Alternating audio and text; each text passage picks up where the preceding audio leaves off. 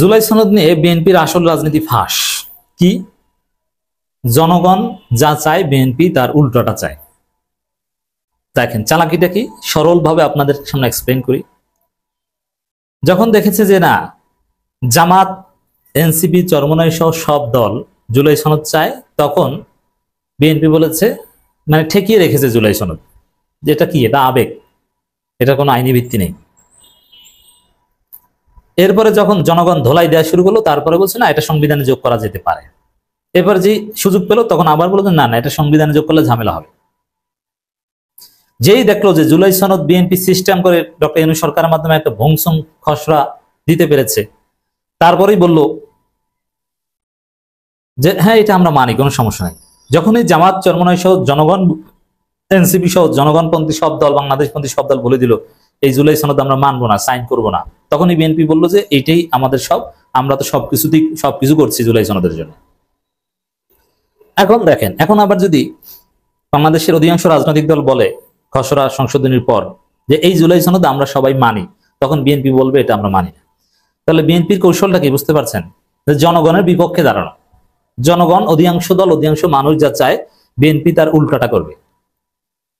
আর এখানে ওই জামাত, এনসিপি বা বিএনপির প্রতিদ্বন্দ্বী যারা, তারা যেটা চায় তার বিরোধিতা করবে, এটাই তাদের আসল কৌশল। তাতে অধিকাংশ জনগণের বিপক্ষে দাঁড়ানো লাগলে লাগুক।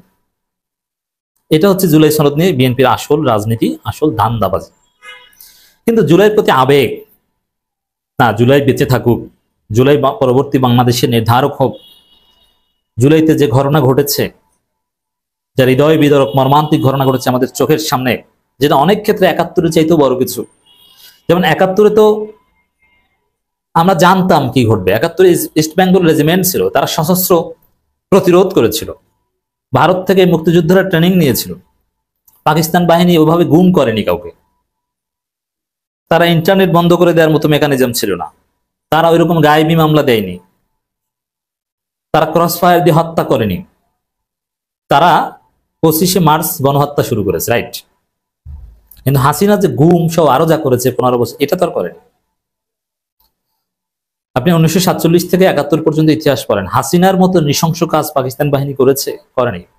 করেছে অনেক কিছু অন্যায়, কিন্তু হাসিনার মতো ওইভাবে তো আর করেনি। তা আমরা ইটের টুকরো নিয়ে হাসিনার বিরুদ্ধে লড়াই করেছি, ক্রিকেটের স্টাম্প নিয়ে, গাছের ডাল নিয়ে। ৭১ সালে কি এরকম লেগেছে? না, আমরা অস্ত্র নিয়ে যুদ্ধ করেছি।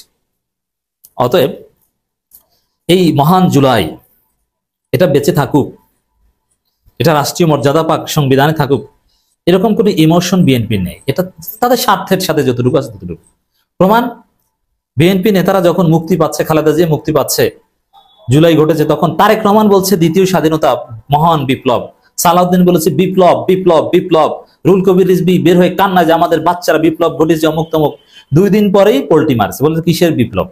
ওরকম গণঅভ্যুত্থান অনেক হয়। এখন আমরা যদি এটা সংবিধানে দিতে হলে তো এরশাদ বিরোধী যেটা হয়েছিল ওটাও দিতে হবে। দ্বিতীয় স্বাধীনতা বলতে কিছু নাই, স্বাধীন একবারই হয় একটা জাতি। এগুলো বিএনপির বয়ান, অথচ তারা নিজেরাই দ্বিতীয় স্বাধীনতা বলেছে। তারেক রহমান নিজে বলেছে, একাধিকবার বলেছে। তাহলে বুঝুন, বিএনপি স্বার্থের জন্য নিজের বাবা মাকে অস্বীকার করতে পারে, নিজের জন্মকে অস্বীকার করতে পারে, যেমন না অমুক আমাকে জন্ম দেয়নি। যেমন সালাউদ্দিন আহমেদ নতুন জীবন পেয়েছে এই জুলাইয়ের কারণে। জুলাই না হলে সালাউদ্দিন ওই রয়ের আন্ডারেই ভালো থাকতে হয়তো, কিন্তু দেশে আসা লাগতো না।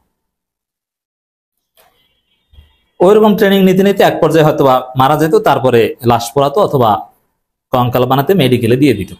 জানাজা কপালে জুটতো বলে মনে হয় না শিলংয়ে। সেই সালাউদ্দিন এসে বলে যে কিসের বিপ্লব? কোনো বিপ্লব না। তাহলে বুঝতে পারছেন বিএনপি আসলে কোন গোডাউনের মাল, এদের রাজনীতিটা কি। নিজেদের দলীয় ক্ষুদ্র স্বার্থের বাইরে এরা কিচ্ছু চেনে না, কিচ্ছু জানে না। জুলাই সনদ বলেন, জুলাই ঘোষণাপত্র নিয়ে বলেন, এগুলো নিয়ে বিএনপির রাজনীতি হচ্ছে এটা যে বিএনপির ক্ষমতা আসার স্বার্থে যদি এটাকে সকাল সন্ধ্যা 5000 বার করে বিপ্লব বলতে হয়, বিপ্লব বলতে রাজি। যদি ক্ষমতা আসার স্বার্থে যদি বলতে হয় যে এই জুলাই আবেগ কিচ্ছু না, এটা জাস্ট ক্ষমতা পরিবর্তন, একদল গেছে আর একদল আসছে, সেটাও বলতে রাজি। জুলাই সনদ নিয়েও বিএনপির রাজনীতি এটা। এতদিন জুলাই সনদ ঠেকিয়ে রেখেছে, এখন মনমতো একটা হয়েছে, এখন মানি। আবার 2 দিন পর দেখবেন যে মনমতো হবে না, বলবে যে এটা মানি না। এটা হচ্ছে তাদের রাজনীতি, এটা হচ্ছে জনগণের বিপক্ষে দাঁড়ানোর রাজনীতি। জুলাই সনদ বাস্তবায়ন প্রক্রিয়ায় সবই করছে বিএনপি, অথচ এই জুলাই সনদ একদিন ঠেকিয়ে রেখেছে। জুলাই সনদকে আবেগ বলেছে, এর আইনি ভিত্তি নেই, একথা বলেছে সালাউদ্দিন আহমেদ। সংবিধানে যোগ করলে ঝামেলা হবে, এই কথা বলেছে কয়েকদিন আগে তাদের স্থায়ী কমিটি, গত মঙ্গলবার, সোমবার রাতে বৈঠকের পর মঙ্গলবারে কথা বলেছে যে সংবিধানে জুলাই সনদ ঢুকালে ঝামেলা হবে, পরবর্তীতে জটিলতা তৈরি হবে। তাহলে আসলে কি তারা জুলাই সনদের জন্য সবকিছু করছে? না, যেটা করছে এটা ধান্দাবাজি, মানুষের সঙ্গে প্রতারণা। দর্শক, বিএনপির স্থায়ী কমিটির সদস্য সালাউদ্দিন আহমেদ বলেছেন, জুলাই সনদ বাস্তবায়নে যে সকল প্রক্রিয়া সম্পন্ন করা দরকার তার সবই করছে বিএনপি। তবে 51টি বাদে সব সুপারিশে ঐক্যমত কমিশনের সাথে কোনো দ্বিমত নেই বিএনপি। যেখানে ঐক্যমত হয় 13টা বা 19টায়, সেখানে 51টা বাদে ঐক্যমত। বুঝলেন? সাপোজ আপনি আপনার সন্তানকে 20 টাকা দিয়ে বাজারে পাঠিয়েছেন যে বাবা যা তুই এই কয় টাকার 20 টাকা দিয়ে এইটা নিয়ে আয়।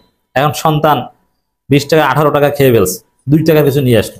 আপনি জিজ্ঞেস করলেন যে তোর 20 টাকা দিলাম কিছু আনতে, তুই তো সব খেয়ে ফেলছিস। বলছে না, কই খাইছি, মাত্র 18 টাকা খাইছি, 2 টাকা তো আছে। তো বিএনপির অবস্থা যে 51টা বাদে সব।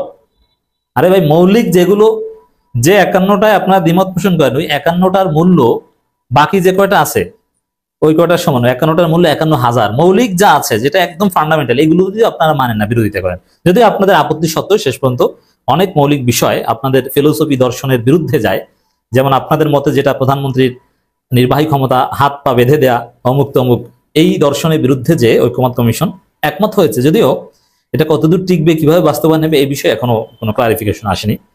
বিএনপি চেয়ারপারসন খালেদা জিয়া ও ভারপ্রাপ্ত চেয়ারম্যান তারেক রহমানের পক্ষ থেকে চট্টগ্রাম হাটহাজারী আল জামিয়াতুল আহলিয়া দারুল উলুম মাইনুল ইসলাম মাদ্রাসা পরিদর্শনকালে তিনি কথা বলেন। ওখানে যে মোটামুটি একটু ধোলাই খেয়েছেন।